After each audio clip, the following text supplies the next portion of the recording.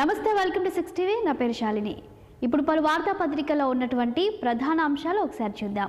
ముందుగా మనం ఈనాడు పేపర్ చూసినట్లయితే బడ్జెట్లో ఏపీ రైల్వే ప్రాజెక్టులకు 9417 కోట్లు, విశాఖ, తిరుపతి, నెల్లూరు, రాజమహేంద్రవరం స్టేషన్ల అభివృద్ధి, మౌలిక వసతులపై ప్రధాన దృష్టి కేంద్ర మంత్రి అశ్విని వైష్ణవ్ వెల్లడించినట్లు కూడా మనం చూడొచ్చు. నెక్స్ట్ మరొక న్యూస్ కనుక చూసినట్లయితే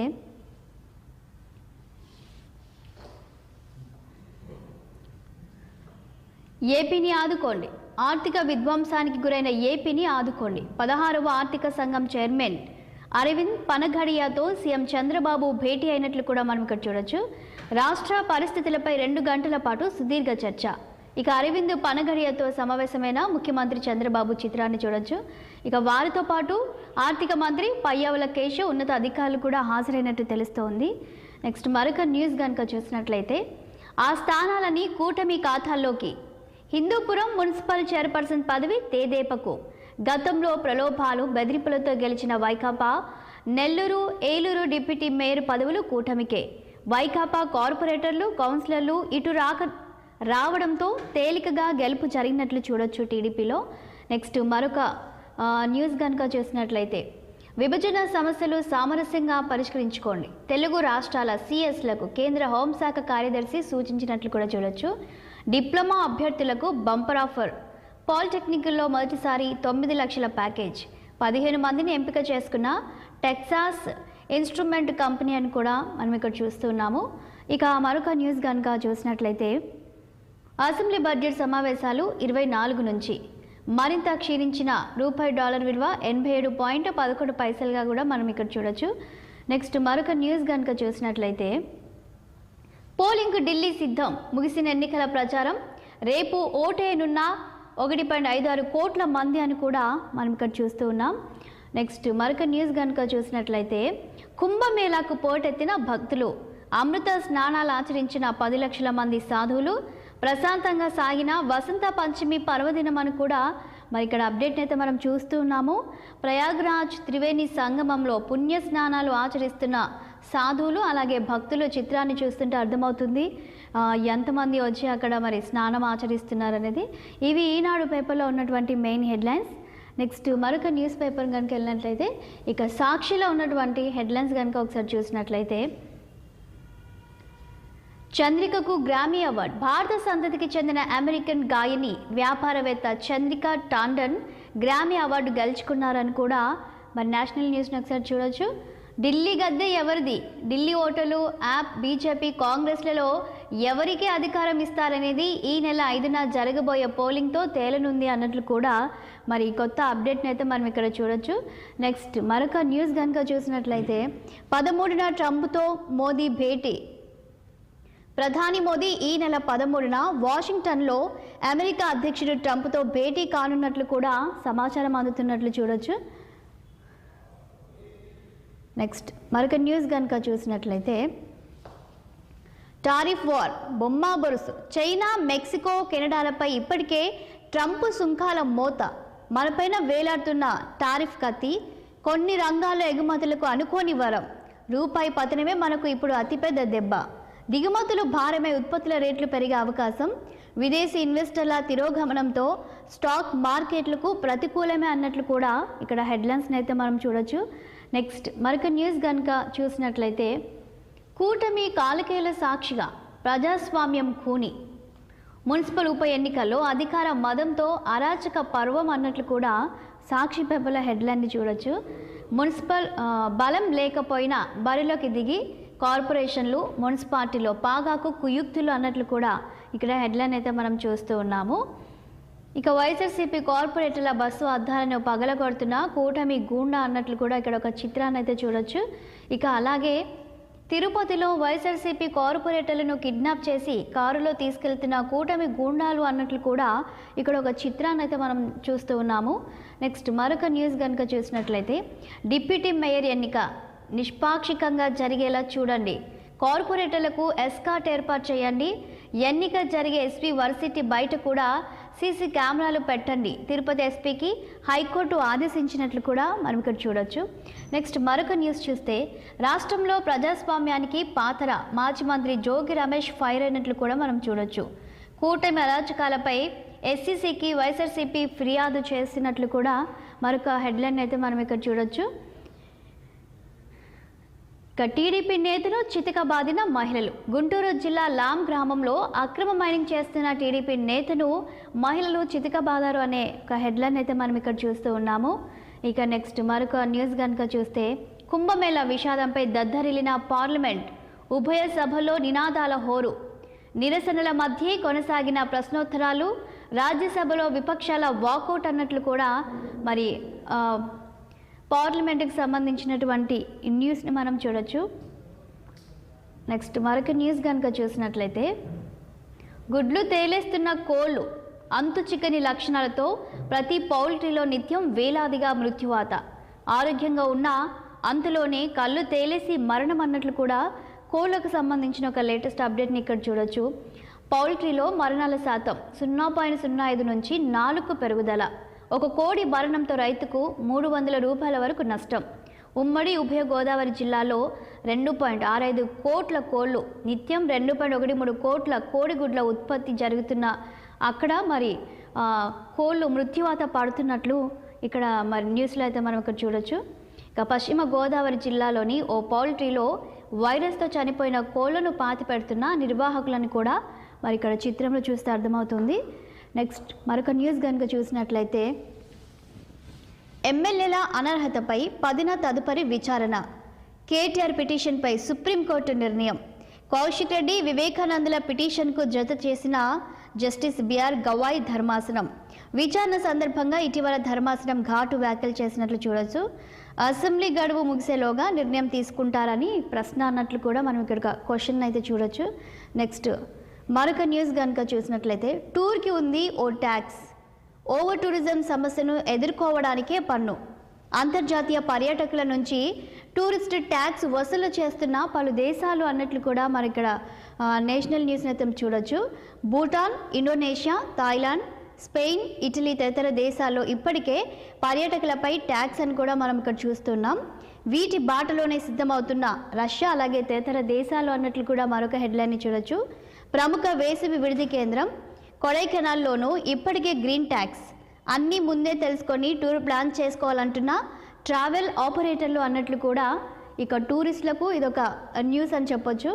నెక్స్ట్ మరొక న్యూస్ కనుక చూసినట్లయితే ఇక మనం ఈనాడులో చూసినట్లుగానే వసంత పంచమి వేళ పోటెత్తిన భక్తకోటి, మహాకుంభమేళాకు భారీగా తరలివచ్చి అమృత స్నానాలు చేసిన ప్రజలు భక్తులు అన్నట్లు కూడా మరి కుంభమేళాకు సంబంధించిన లేటెస్ట్ అప్డేట్ని ఇక్కడ చూడొచ్చు. సోమవారం వసంత పంచమి పర్వదినం సందర్భంగా ఉత్తరప్రదేశ్లోని ప్రయాగ్రాజ్లో మహాకుంభమేళాకు భారీగా సాధువులు తరలి వచ్చినట్లు కూడా న్యూస్లో మనం చూడొచ్చు. నెక్స్ట్ మరొక న్యూస్ కనుక చూస్తే బడ్జెట్లో ప్రత్యేకంగా రాష్ట్రం పేరు చెప్పక్కర్లేదు, ప్రతిసారి ఏం వచ్చింది పేరు చెప్పారని అంటున్నారు. కేంద్రం ఇచ్చే చేయుతను అందుకుంటే దేశంలో నెంబర్ 1 స్టేట్గా చేసుకోవచ్చని కూడా, అలాగే లిక్కర్ స్కామ్ దేశ చరిత్రలో అతి దారుణమైన కుంభకోణం, కమ్యూనిజం అయిపోయింది ఇప్పుడు అంతా టూరిజం మాత్రమే అని మరి సీఎం చంద్రబాబు ఈ వ్యాఖ్యలు చేసినట్లు కూడా మనం చూడొచ్చు. ఇవి సాక్షి పేపర్లో ఉన్నటువంటి main headlines. Next ABN Andhrajyothi పేపర్లో ఉన్నటువంటి హెడ్లైన్స్ కనుక చూసినట్లయితే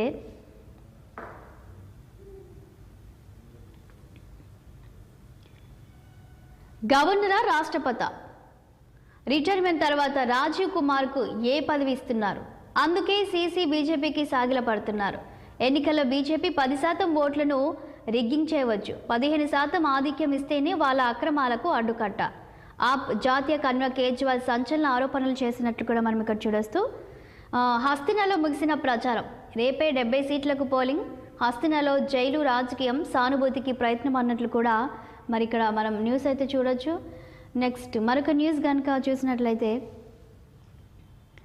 మైతేయులను తుపాకులు దోచుకొనివ్వకండి, ఆడియోలో మణిపూర్ సీఎం బీరెన్ ఆదేశాలు. ఆడియో క్లిప్పులకు ట్రూత్ ల్యాబ్స్ ఫోరెన్సిక్ పరీక్ష, 93% సరిపోలిన ముఖ్యమంత్రి స్వరం. సుప్రీంకు నివేదిక సమర్పించిన ప్రశాంత్ భూషణ్. హింసాగ్నికి ముఖ్యమంత్రి వ్యాఖ్యలు ఆజ్యం అన్నట్లు కూడా ఇక్కడ ఒక క్వశ్చన్ మార్క్ అయితే చూడొచ్చు. సుప్రీంకోర్టులో కోహుడ్ సంస్థ పిటిషన్ మార్చి 24కు వాయిదా వేసిన ధర్మాసనం అని కూడా మరి ఇక్కడ మనం చూస్తూ ఉన్నాము. నెక్స్ట్ మరొక న్యూస్ కనుక చూసినట్లయితే ఇంకా శ్రమించాలి, వైసీపీ పాలనలో 20 నుంచి 30 ఏళ్ళు వెనక్కి వెళ్ళాము అన్నట్లు కూడా ఒక హెడ్లైన్ అయితే హైలైట్ చేసినట్టు చూడొచ్చు. నిత్యం కేంద్రంతో టచ్లో ఉన్నాం, బడ్జెట్తో రాష్ట్రానికి ఆక్సిజన్, సమస్యల పరిష్కారం, నిధులు అన్నట్లు కూడా ఇక్కడ హెడ్లైన్స్లో చూస్తున్నాము. మోదీ నేతృత్వంలో బలమైన బ్రాండ్ ఇండియా, జీఎస్టీని కేంద్ర ప్రభుత్వం సరళతరం చేయాలి, పేదలకు సంపన్నుల చేయుతపై చర్చ జరగాలి, సంపద సృష్టించకుండా పంచే హక్కు లేదు, ఢిల్లీలో ముఖ్యమంత్రి చంద్రబాబు ఈ వ్యాఖ్యలు చేసినట్లు కూడా మనం చూడొచ్చు. ఉదారంగా నిధులు కేటాయించండి, ఫైనాన్స్ కమిషన్కు చంద్రబాబు విజ్ఞప్తి చేస్తున్నట్లు కూడా మనము ముందు పేపర్లో చూసినట్లుగానే చూడొచ్చు. నెక్స్ట్ మరొక న్యూస్ చూసినట్లయితే సామాన్యుల కోసమే సీఎం తపన, చంద్రబాబు ఓ విజనరీ, ఎందరికో స్ఫూర్తి, ప్రముఖ నటుడు సోను సూద్ ఈ వ్యాఖ్యలు చేసినట్లు కూడా మనం చూడొచ్చు చంద్రబాబు గురించి. అండ్ అమరావతిలో ముఖ్యమంత్రితో ఆయన భేటీ అయినట్లు తెలుస్తుంది. ప్రభుత్వానికి 4 అంబులెన్స్లు విరాళం ఇచ్చిన సూద్ చారిటీ ఫౌండేషన్, సోను సూద్ చొరవ స్ఫూర్తిదాయకమని కూడా సీఎం చంద్రబాబు మరియు అక్కడ చెప్పినట్లు కూడా మనం చూడొచ్చు. ఆరోగ్య రంగంలో మౌలిక సదుపాయాల కల్పనకు ప్రాధాన్యం ఇస్తామని కూడా మరి సీఎం చంద్రబాబు స్పష్టీకరణ చేసినట్లు కూడా మనం చూడొచ్చు. నెక్స్ట్ మరొక న్యూస్ కనుక చూస్తే ఫీజు రింబర్స్మెంట్కు మరో 216 కోట్లు 2-3 రోజుల్లోనే విడుదల అని కూడా మంత్రి లోకేష్ చెప్పినట్లు చూడొచ్చు. అండ్ విద్యా వ్యవస్థను బలోపేతం చేద్దాం, ఇంజనీరింగ్ కాలేజీలతో త్వరగా వర్క్షాప్, ప్రైవేటు పాఠశాలలకు గుర్తింపు 10 ఏళ్ళు, యాజమాన్యాల సమస్యలు పరిష్కరిస్తాం, ప్రైవేట్ ఇంజనీరింగ్ కాలేజీలు పాఠశాలల ప్రతినిధులకు మంత్రి లోకేష్ హామీ ఇచ్చినట్లు కూడా మనం ఇక్కడ చూడొచ్చు ఎడ్యుకేషన్కి సంబంధించి. అలాగే మరొక న్యూస్ కనుక చూసినట్లయితే రైల్వే బడ్జెట్లో రాష్ట్రానికి 9,417 కోట్లు, ఉమ్మడి రాష్ట్రంలో కంటే 11 రెట్లు అధికమని కూడా మనం ఇక్కడ చూడొచ్చు. ప్రస్తుతం ఏపీలో 43 ప్రాజెక్టులు అమలు, వీటి విలువ 84,559 కోట్లుగా ఉన్నట్లు కూడా మనకు తెలుస్తోంది. 10 ఏళ్లలో 1,560 కిలోమీటర్ల కొత్త ట్రాక్లు, 770 రైల్ ఫ్లైఓవర్ల నిర్మాణం, 65 లిఫ్టులు, 34 ఎస్కలేటర్లు కూడా, 509 స్టేషన్లలో వైఫై ఏర్పాటు, 1132 కోట్లతో విశాఖ, నెల్లూరు, తిరుపతి, రాజమండ్రి స్టేషన్ల అభివృద్ధి, అలాగే 2051 కోట్లతో 73 అమృత్ స్టేషన్లు, రాష్ట్రంలో 2,981 కిలోమీటర్ల మేర కవచ్. ఇక ఈ డీటెయిల్స్ అన్ని కూడా రైల్వే మంత్రి అశ్విని వైష్ణవ్ వెల్లడించినట్లు కూడా మనం ఇక్కడ చూడొచ్చు. నెక్స్ట్ మరొక న్యూస్ కనుక చూస్తే మేక్ ఇన్ ఇండియా గుడ్ కానీ విఫలం, ఉద్యోగ కల్పనలో ఎన్డీఏ యూపీఏ ప్రభుత్వాలు 2 విఫలమయ్యాయని లోక్సభలో రాహుల్ గాంధీ వ్యాఖ్యలు చేసినట్లు కూడా మనం చూడొచ్చు. అలాగే మరొక న్యూస్ చూస్తే పురపాలికల్లో కూటమి జెండా, హిందూపురం మున్సిపల్ చైర్మన్గా ఎన్నికైన డిఈ రమేష్కు డిక్లరేషన్ అందజేస్తున్న ఎన్నికల అధికారి ఆనంద్ కుమార్, చిత్రంలో MLA Balakrishna, MP BK Parthasarathi తదితరులు పాల్గొన్నట్లు కూడా చూడొచ్చు. అన్నిటా అభ్యర్థుల విజయం, టీడీపీ ఖాతాలో హిందూపురం మున్సిపల్ చైర్మన్ పదవి, అలాగే నెల్లూరు డిప్యూటీ మేయరు, ఏలూరులో 2 డిప్యూటీ మేయర్ పదవులు కూడా టీడీపీఏ కైవసం చేసుకున్నట్లు కూడా చూడొచ్చు. ఇక గుంటూరు స్టాండింగ్ కౌన్సిల్లో 6 స్థానాలు కూడా, వీటిలో జనసేనకు 1 స్థానం వచ్చినట్లు కూడా మనం చూడొచ్చు. అండ్ మరొక న్యూస్ కనుక చూసినట్లయితే రాష్ట్రపతి గౌరవానికి భంగం కలిగించారు, కాంగ్రెస్ అగ్రనేత సోనియాపై సభా హక్కుల ఉల్లంఘన నోటీసులు, రాజ్యసభ చైర్మన్కు అందజేసిన 40 మంది బీజేపీ ఎంపీలు అని కూడా ఇక సోనియా గాంధీ చేసిన వ్యాఖ్యలకు సంబంధించిన మరొక లేటెస్ట్ అప్డేట్ని మనం ఇక్కడ చూస్తున్నాము.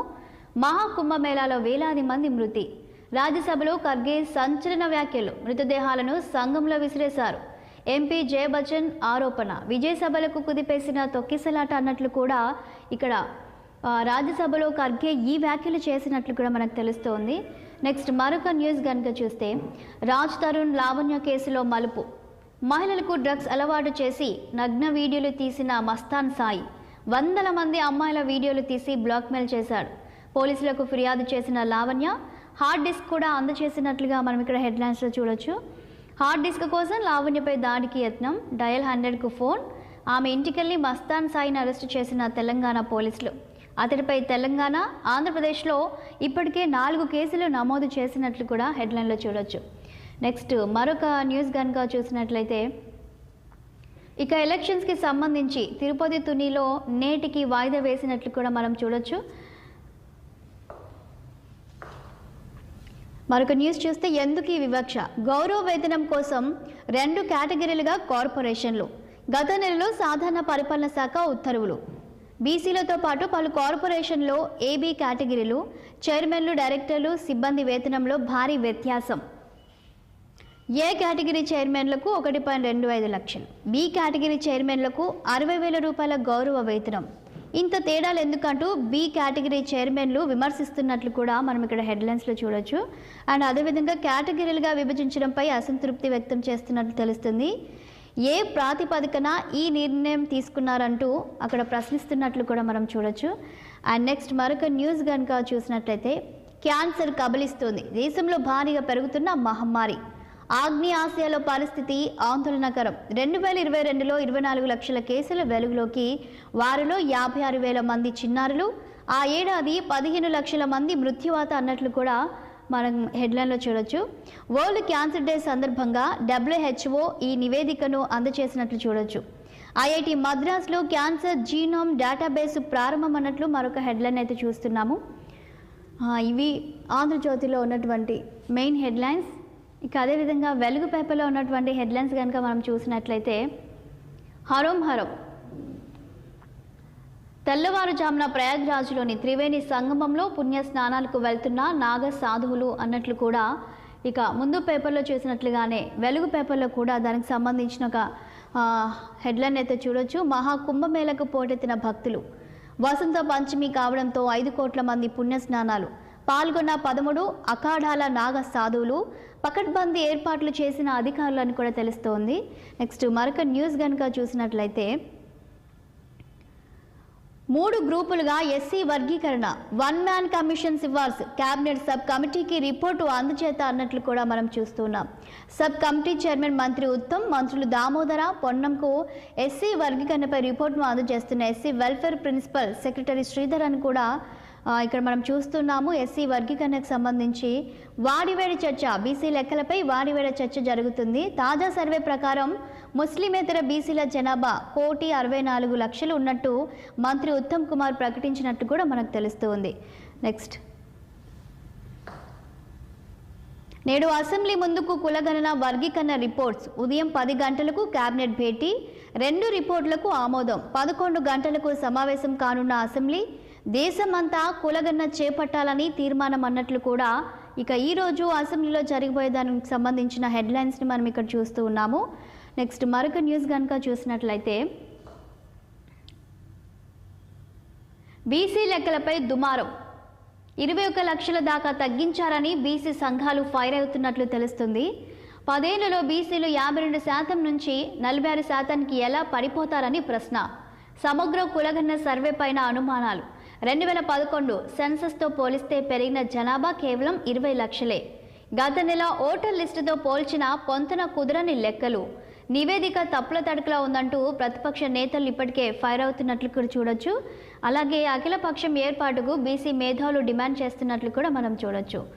ఇక దీనికి సంబంధించిన అప్డేట్ని చూస్తే అవకతవకలు జరగలే. సర్వేలో పాల్గొనని కేటీఆర్, హరీష్కు కులగణనపై మాట్లాడే హక్కు లేదు. వివరాలు ఇచ్చిన ఎమ్మెల్సీ కవితకే ఆ హక్కు ఉంది అని కూడా మంత్రి పొన్నం ప్రభాకర్ వ్యాఖ్యానించినట్లు మనం చూడొచ్చు. ఏ ఆధారాలతో బీసీల జనాభాను తగ్గించామని చెప్తున్నారు. జస్టిస్ ఈశ్వరయ్య వకులాభరణం సర్వేలో ఎందుకు పాల్గొనలేదు, వివరాలు ఇవ్వని వాళ్ళు మండల ఆఫీసులో ఇవ్వచ్చని కూడా మంత్రి పొన్నం ప్రభాకర్ సూచించినట్లు కూడా మనం చూడొచ్చు. నెక్స్ట్ మరొక న్యూస్ కనుక చూసినట్లయితే 19 జిల్లాలకు బీజేపీ అధ్యక్షులు ప్రకటించిన పార్టీ రాష్ట్ర నాయకత్వం, స్టేట్ ప్రెసిడెంట్ ఎన్నిక ప్రక్రియ షురు అన్నట్లు కూడా బీజేపీకి సంబంధించిన ఒక లేటెస్ట్ అప్డేట్ని చూడొచ్చు. విభజన సమస్యలు సామరస్యంగా పరిష్కరించుకోండి, 2 రాష్ట్రాల సీఎస్లకు సూచించిన కేంద్రం. సాధ్యమైతే సీఎంల లెవెల్లో పరిష్కరించుకోవాలని కూడా సలహా అన్నట్లు కూడా మనం చూస్తూ ఉన్నాము. నెక్స్ట్ మరొక న్యూస్ కనుక చూసినట్లయితే దేశవ్యాప్తంగా కులగణన చేయాలి, లోక్సభలో ప్రతిపక్ష నేత రాహుల్ గాంధీ డిమాండ్ చేసినట్లు మనం చూడొచ్చు. తెలంగాణలో సర్వే చేశాం, ఓబీసీలు 55 పైనే ఉన్నారు. దేశవ్యాప్తంగా కూడా ఇలాంటి లెక్కలే వస్తాయి. నిరుద్యోగ సమస్యపై యూపీఏ ఎన్డీఏ విఫలమైందని, అలాగే మేక్ ఇన్ ఇండియా మంచిదే కానీ మోదీ ఫెయిల్ అయ్యారు. జీడీపీ 2014లో 15%, ఇప్పుడు 12%కు పడిపోయింది. ప్రధానిని ఆహ్వానించాలని కోరేందుకే అమెరికాకు విదేశాంగ మంత్రి వెళ్లారంటూ ఇక్కడ రాహుల్ గాంధీ కామెంట్ చేసినట్లు కూడా హెడ్లైన్లో చూడొచ్చు. నెక్స్ట్ మరొక న్యూస్ చూస్తే గ్రూప్ 1 రిజల్ట్స్కు లైన్ క్లియర్. జీవో 29 రద్దుపై దాఖలైన 2 పిటిషన్లు కొట్టేసిన సుప్రీంకోర్టు. పిటిషనర్లు చాలా ఆలస్యంగా కోర్టుకు వచ్చారని వ్యాఖ్య. ఫలితాలు ప్రకటించే టైంలో ఈ కేసులో జోక్యం చేసుకోలేమని కూడా సుప్రీంకోర్టు వెల్లడించినట్లు చూడొచ్చు. ఈ నెలాఖరులోపు గ్రూప్స్ ఫలితాలు విడుదలయ్యే అవకాశం ఉన్నట్టు కూడా తెలుస్తుంది. నెక్స్ట్ మరొక న్యూస్ చూస్తే ఏప్రిల్ 29 నుంచి ఎప్సెట్ పరీక్షలు, 20న నోటిఫికేషన్, 25 నుంచి అప్లికేషన్స్, మార్చి 6న ఐసెట్, 12న PGECET notifications release. States committee సమావేశాల్లో షెడ్యూల్ విడుదల చేసినట్లు కూడా మనం చూడొచ్చు ఎడ్యుకేషన్ ఎంట్రన్స్ ఎగ్జామ్కి సంబంధించి. నెక్స్ట్ మరొక న్యూస్ కనుక చూస్తే టెన్షన్ వద్దు మేమున్నాం. పరీక్షల భయంతో ఆందోళన చెందుతున్న స్టూడెంట్లకు టెలిమానస్ భరోసా. ఒత్తిడికి గురవుతున్న పిల్లలకు ఫ్రీ కౌన్సిలింగ్. 14416 నెంబర్కు రోజు 300 వరకు కాల్స్. పరీక్షల ముందు 800 వరకు పెరిగే ఛాన్స్.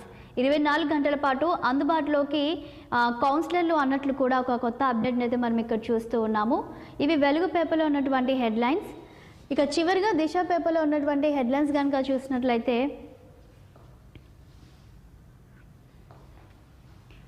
ఐసీసీ జట్టులో త్రిషాకు చోట్. 7 మ్యాచ్ల్లో 309 పరుగులు, 7 వికెట్లు ఆమె సొంతం. భారత్ నుంచి మరో 3 సైతం. వారిలో కమలిని, వైష్ణవి శర్మ, ఆయుషి శుక్లాని కూడా. ఇక స్పోర్ట్స్కి సంబంధించిన న్యూస్ని అయితే మనం ఇక్కడ ఒకసారి చూడొచ్చు.